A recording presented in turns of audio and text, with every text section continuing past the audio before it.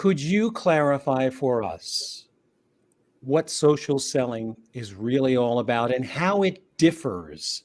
And I know I'm asking you to give me a 3-hour dissertation, but if you could distill it down to just the simple working parts, and then we'll delve into what we believe the perspectives of our audience is in regard to that. Social selling is different because before people open the door to have a conversation with you or a sales transaction, they know a heck of a lot more about you than we used to know before the net.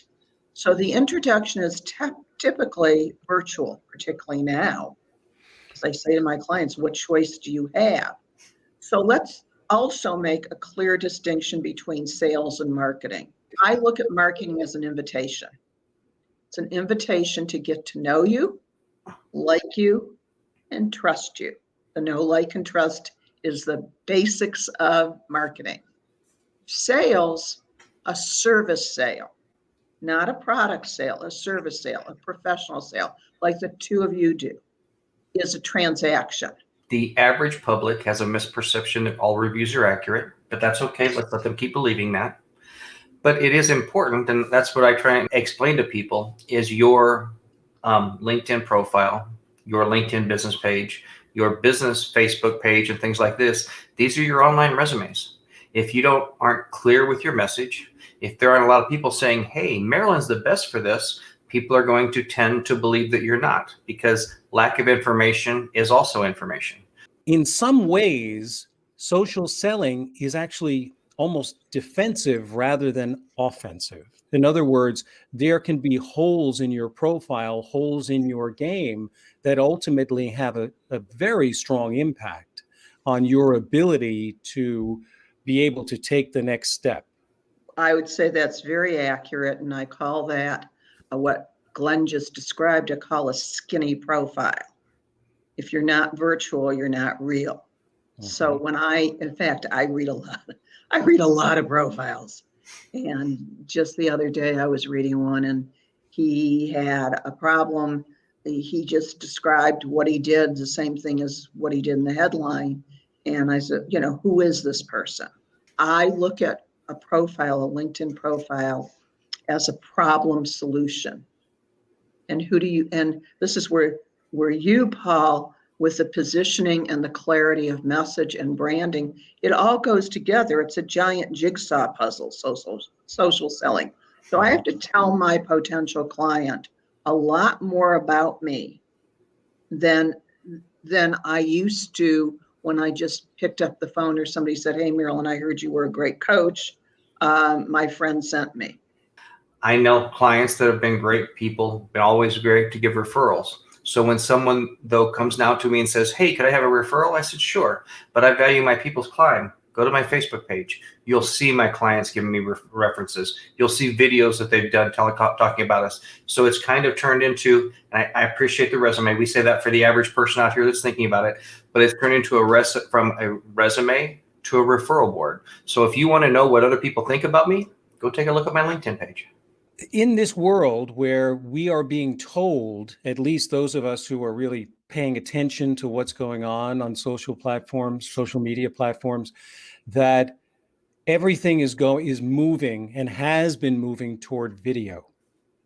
So my question is, for our audience who's watching right now, who perhaps feel that their business is not as video applicable maybe as they might consider, what advice do you give? And I understand you don't necessarily have to have video, but are you already 2 steps behind the game if you don't have some sort of video presence on all of your platforms?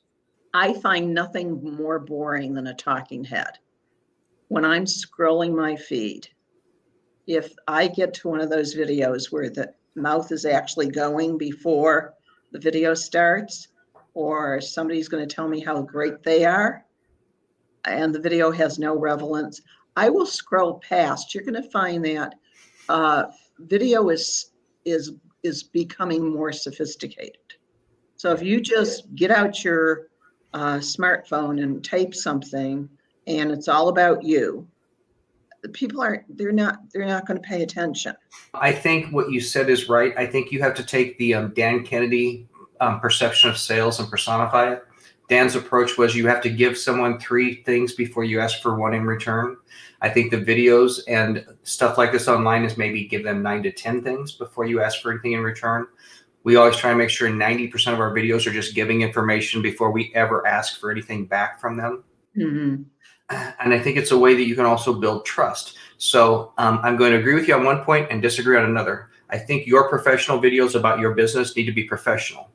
But when we start talking about trust, recommendations and stuff like that, I would still rather have 100 videos out here of my customers telling me how good I am on the phone than have anything written, because we're a little bit skeptical maybe in the 21st century. Maybe people don't believe some of these things that says Paul's the best guy ever. But if Marilyn's speaking into a camera saying about her experience with Paul, then they're going to believe that a lot more. If your customer will take the time to shoot a video on their phone, that quality is just fine. I'm talking about when you're on LinkedIn, or I'm on LinkedIn, talk personally about I'm on LinkedIn or I'm on Facebook, and I'm scrolling my feed and I run across somebody who's blabbing about themselves. Hey.